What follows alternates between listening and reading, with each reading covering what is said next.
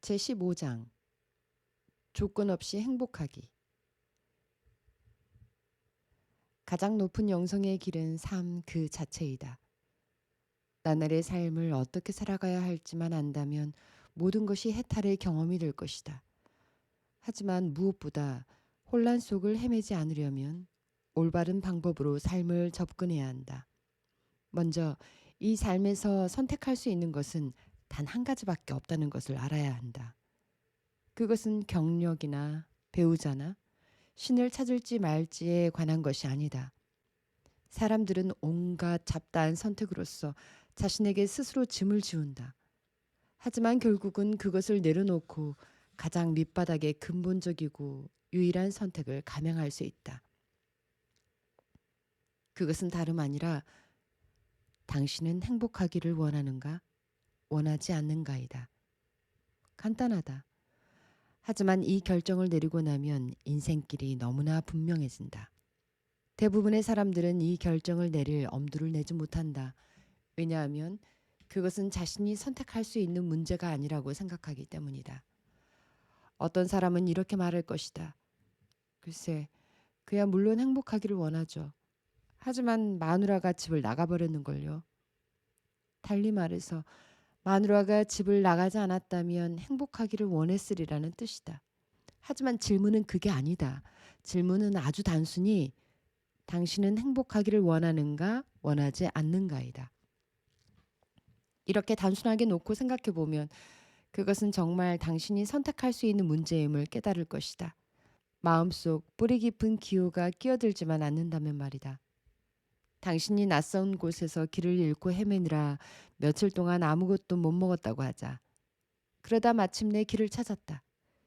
기진맥진한 상태지만 당신은 간신히 몸을 끌고 어느 집 현관 앞에서 가서 문을 두드린다.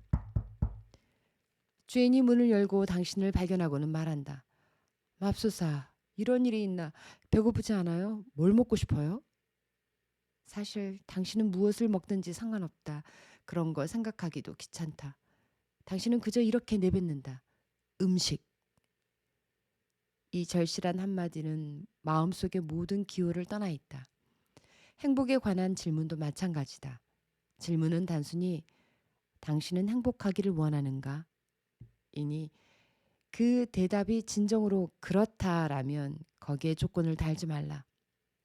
사실 이 질문이 정말 의미하는 것은 당신은 지금부터 남은 평생 동안 어떤 일이 생기든 간에 행복하기를 원하는가이다. 당신이 그렇다고 했다고 치자.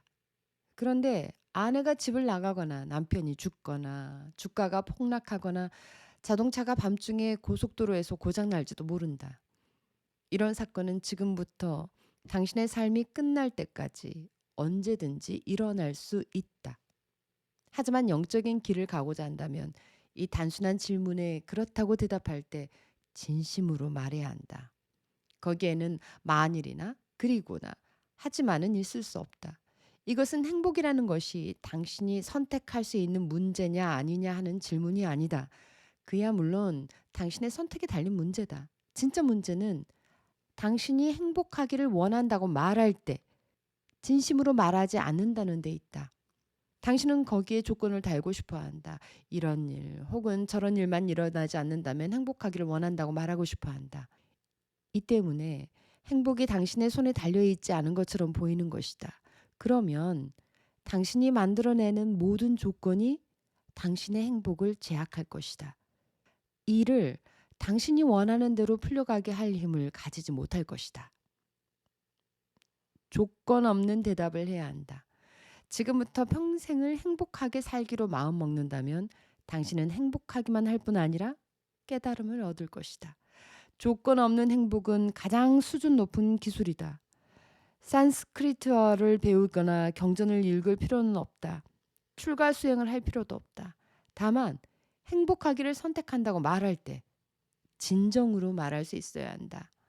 어떤 일이 일어나도 상관없이 진정으로 그 말을 해야 한다.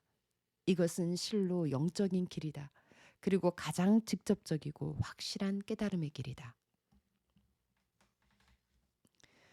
조건 없이 행복하기를 원하노라고 마음은 먹고 나면 어김없이 당신을 시험하는 일들이 일어날 것이다. 당신의 각오에 대한 이 시험이야말로 영적 성장을 재촉해 준다. 사실 이 길을 가장 높은 길이 되게 하는 것은 당신의 각오에 아무런 조건이 없다는 점이다. 그것은 이처럼 단순하다. 하지만 당신은 그 맹세를 깨어야 할지 말아야 할지를 고민하게 될 것이다. 만사가 잘 풀리고 있을 때는 행복하기가 쉽다. 하지만 어려운 일이 생기는 순간 그것은 그리 호락호락하지 않아진다. 당신은 이런 일이 일어날 줄은 몰랐잖아. 비행기를 놓치리라고는 생각도 못했어. 셀리가 나와 똑같은 옷을 입고 파티에 나올 줄은 몰랐어. 새 차를 산 지가 1시간도 안 지나갔는데 누가 흠집을 내놓을 줄을 어떻게 알았겠어. 하고 투덜대는 자신을 발견할 것이다. 당신은 그런 일이 일어났다고 해서 정말 행복의 맹세를 깰 작정인가? 당신이 아직 상상하지도 못한 온갖 일들이 일어날 수 있다. 질문은 이런 일들이 일어날 것인가 말 것인가 하는 것이 아니다. 그런 일은 일어나게 되어 있다. 질문은 어떤 일이 일어나든 상관없이 행복하기를 원하는가 원하지 않는가 하는 것이다. 삶의 목적은 경험을 즐기고 거기서 뭔가를 배우는 것이다. 당신은 고생하려고 지구에 태어난 것이 아니다. 비참해지는 것은 아무에게도 도움이 되지 않는다. 당신의 사상적 신조와 상관없이 당신은 태어났고 또 죽을 것임은 엄연한 사실이다. 당신은 그 사이의 경험을 즐길 것인지 말 것인지를 택해야만 한다. 일어나는 사건들은 당신이 행복할 것인지 말 것인지를 결정하지 못한다. 그것은 단지 사건들일 뿐이다. 행복할 것인지 말 것인지는 당신이 결정하는 것이다. 그저 살아있다는 것만으로 행복할 수 있다. 이런 모든 일들이 일어나는 것 자체에 행복해 할 수도 있다. 그리고 죽는다는 것에 행복해 할 수도 있다. 이렇게 살 수 있다면 가슴은 활짝 열리고 마음은 너무나 자유로워져 하늘로 솟아오를 것이다. 이 길은 절대적 초월로 당신을 인도할 것이다. 왜냐하면 행복의 맹세에 조건을 달려고 하는 당신의 존재의 모든 부분들을 버려야만 할 것이기 때문이다. 행복하기를 원한다면 통속소설을 쓰고 싶어하는 당신의 부분들을 놓아 보내야만 한다. 그것은 행복하기 위해서는 이유가 있어야 한다고 생각하는 당신의 부분이다. 당신은 개인적인 것을 초월해야 하고 그렇게 할 때 절로 존재의 높은 측면 속으로 깨어날 것이다. 따져보면 삶의 경험을 즐기는 것이야말로 할 수 있는 유일하고 이성적인 일이다. 당신은 광활한 허공 속을 돌고 있는 한 행성 위에 앉아 있다. 현실을 잘 들여다보라. 당신은 영원 속에 명멸하는 우주의 빈 공간 속을 떠다니고 있다. 어차피 이곳에 머물러야 한다면 최소한 행복하게 그 경험을 즐기는 편이 낫다. 결국은 당신도 죽을 것이다. 어쨌든 일어날 일들은 일어날 것이다. 행복하지 못할 이유가 무엇인가? 인생사로 괴로워해봤자 득될 것은 하나도 없다. 그것이 세상을 바꿔주지 않는다. 고통스럽기만 할 뿐이다. 당신이 허용하기만 하면 당신을 괴롭힐 일들은 언제나 생길 것이다. 삶을 즐기겠다는 이 선택은 당신을 영적 여정으로 안내할 것이다. 사실 그것은 그 자체가 영적 스승이다. 조건 없이 행복하기로 결심하는 것 자체가 자신에 대해서, 타인들에 대해서, 그리고 삶의 본질에 대해서 배워야 할 모든 것을 낱낱이 가르쳐 줄 것이다. 당신은 자신의 마음과 가슴과 의지에 대해 모든 것을 배울 것이다. 하지만 남은 평생을 행복하겠다고 말할 때 진정으로 말해야 한다. 당신의 한 부분이 불행해지려 할 때마다 그것을 놓아버려라. 이 일을 열심히 실천하라. 열려있도록 도와주는 것이라면 무엇이든지 하라. 각오만 서면 아무것도 당신을 막을 수 없다. 무슨 일이 생기든지 당신은 그 경험을 즐기기로 선택할 수 있다. 누가 당신을 굶기고 독방에 가두더라도 간디처럼 그저 기꺼이 경험하라. 어떤 일이 일어나든지 그저 당신 앞에 삶을 즐겨라. 무척 어려운 일처럼 들릴지는 모르겠지만 그렇게 하지 않는다고 해서 나아질 것도 없지 않은가. 당신이 아무런 죄가 없는데 감옥에 갇히게 된다면 즐기는 편이 낫다. 즐기지 않은 것이 무슨 득이 되겠는가? 그래봤자 바뀌는 것은 없다. 결국 행복하게 남아있으면 당신이 이긴 것이다. 그것을 당신의 게임으로 삼으라. 어떤 일이 생기던 간에 그저 늘 행복해라. 늘 행복하기 위한 열쇠는 정말 단순한 것이다. 당신 내부의 에너지를 이해하는 것부터 출발하라. 내면을 잘 살펴보면 행복할 때 가슴이 열리고 에너지가 속에서 올라오는 것을 느낀다. 행복하지 않을 때는 가슴이 닫히고 에너지가 올라오지 않는다. 그러니 그저 늘 행복해하고 가슴을 닫지 마라. 어떤 일이 일어나든지 설사 아내가 집을 나가거나 남편이 죽더라도 결코 가슴을 닫지 마라. 이런 경우에는 가슴을 닫아야 한다는 그런 법은 없다. 그저 자신에게 어떤 일이 일어나더라도 가슴을 닫지 않으리라고 말하라. 당신은 정말 그럴 수 있는 선택권을 가지고 있다. 가슴이 닫히기 시작하면 그저 자신에게 행복을 정말 기꺼이 포기할 작정인지를 물어봐라. 당신 속에서 닫는 편이 이득이라고 믿는 그것이 무엇인지를 잘 들어봐야 한다. 당신은 약간만 삐끗해도 덜렁 행복을 포기한다. 정말 좋은 날인데 출근길에 누가 끼어들기를 했다. 당신은 정말 화가 치밀어서 하루 종일 기분이 안 좋다. 왜일까? 이 질문을 자신에게 들이대라.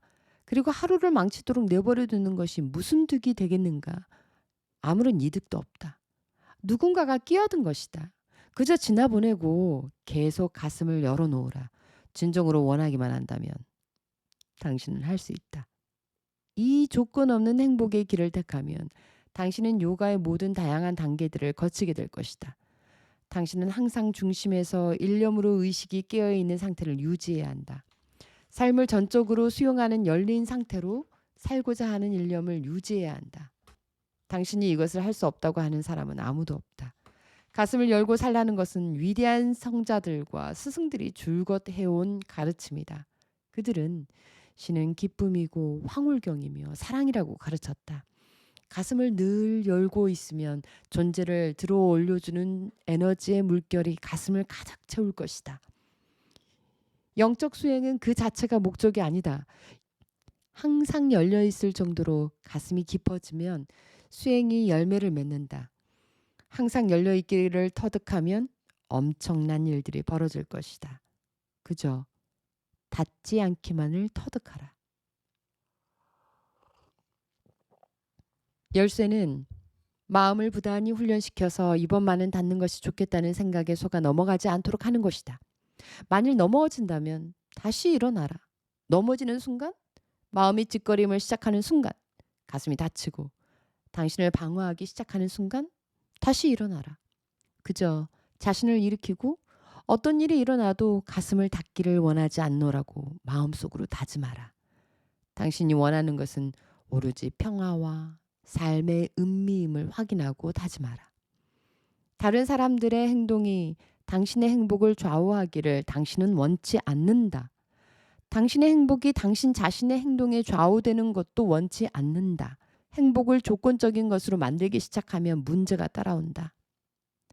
온갖 일들이 일어나고 가슴을 닫고 싶어질 것이다. 하지만 당신은 거기에 빠져들 것인지 놓아보낼 것인지를 스스로 결정할 수 있다. 마음은 이런 일들이 일어나는데도 가슴을 열고 있는 것은 해롭다고 말할 것이다. 하지만 인생은 짧고 정말 해로운 것은 인생을 즐기지 못하는 것이다.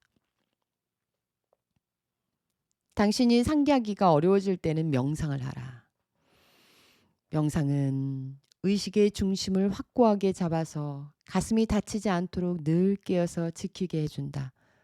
닫으려고 하는 습성을 버리고 모든 것을 그저 놓아보냄으로써 늘 가슴을 열고 있으라. 가슴이 긴장되고 위축되기 시작하면 그것을 그저 알아차리고 이완하라. 늘 광채를 바라고 있어야 하는 것은 아니다. 당신은 그저 내면의 기쁨을 느낄 뿐이다. 전개되는 온갖 상황들에 대해 불평하는 대신 그냥 흥미롭게 즐기는 것이다. 조건 없는 행복은 매우 높은 길이요 기술이다. 그것은 모든 문제를 해결해 준다. 명상과 요가 자세를 배울 수도 있지만 남는 시간은 무엇을 하고 지낼 텐가? 조건 없는 행복의 기술은 당신이 삶의 남은 시간 동안 무엇을 할 것인지 정해준다는 점에서 이상적이다. 그 할 일이란 늘 행복하기 위해 자신을 놓아보내는 것이다. 영성에 관한 한 당신은 매우 빠르게 성장할 것이다. 이것을 날마다 순간순간마다 실천하는 사람은 가슴이 정화되는 것을 느끼게 될 것이다. 닥쳐오는 사건들에 더 이상 말려들지 않기 때문이다. 마음도 정화되는 것을 느끼게 될 것이다. 마음의 통속극에 더 이상 빠져들지 않기 때문이다. 그 자신은 아무것도 모르고 있더라도 샥트가 각성될 것이다. 인간이 상상할 수도 없는 행복을 맛보게 될 것이다. 이 길은 나날의 삶을 해결하고 영적 삶의 문제를 해결해 준다. 사람이 신께 바칠 수 있는 가장 큰 선물은 그가 창조한 것을 기꺼이 즐기는 것이다.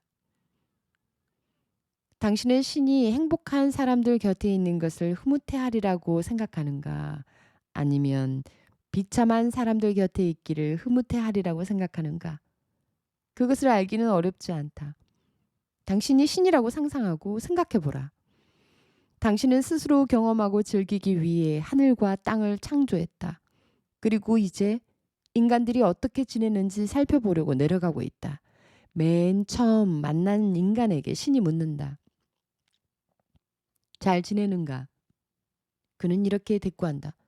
잘 지내느냐니 무슨 말씀입니까? 이것이 마음에 드냐는 말이네. 아니요. 마음에 안 듭니다. 왜 그런가? 무엇이 잘못되었는가? 저 나무는 5군데나 구부러졌어요. 난 저것이 똑바르면 좋겠습니다. 이 사람은 다른 사람과 바람났고 저 아이는 전화를 많이 해서 요금이 $100는 나왔습니다. 이 사람은 나보다 좋은 차를 갖고 있고요. 저 사람은 옷을 이상하게 입어요. 아무튼 모든 게 지긋지긋합니다. 게다가 내 코는 너무 크고 귀는 너무 작아요. 발가락은 또 이상하게 생겼고 이런 게 다 마음에 안 듭니다. 난 행복하지 않아요. 그럼 동물들은 어떤가? 동물들요? 개미와 모기는 사람을 보니 지긋지긋해요. 짐승들 때문에 밤에는 밖에 나갈 수도 없고요. 그것들이 짖으면서 온데를 돌아다니거든요. 정말 마음에 안 듭니다. 당신은 신이 이런 말을 듣고 좋아하리라고 생각하는가? 신은 말한다. 그대는 날 소비자 불만 처리 상담원으로 아는구먼. 그리고 그는 자리를 옮겨 다른 사람을 만나서 물어본다. 잘 지내시는가? 이 사람은 이렇게 대답한다. 환상적입니다. 그래? 무엇이 그렇게 좋은가? 아름다워요. 그저 보는 것들마다 제 안에 기쁨의 물결을 일으켜 놓는답니다. 저 굽은 나무를 보세요. 우리에게 절을 하고 있어요. 개미가 와서 저를 물어요. 이렇게 작은 생물이 나 같은 거인을 깨물 용기를 가졌다니 참 놀라워요. 자, 신이라면 누구와 함께 있고 싶어 하겠는가? 요가 전통에서 고대로부터 내려오는 신의 이름 중 하나는 사치타난다. 곧 영원한 의식의 지복이다. 신은 황홀이다. 신은 그 이상 더 높을 수가 없다. 신께 가까이 나아가고 싶다면 기뻐하기를 배워라.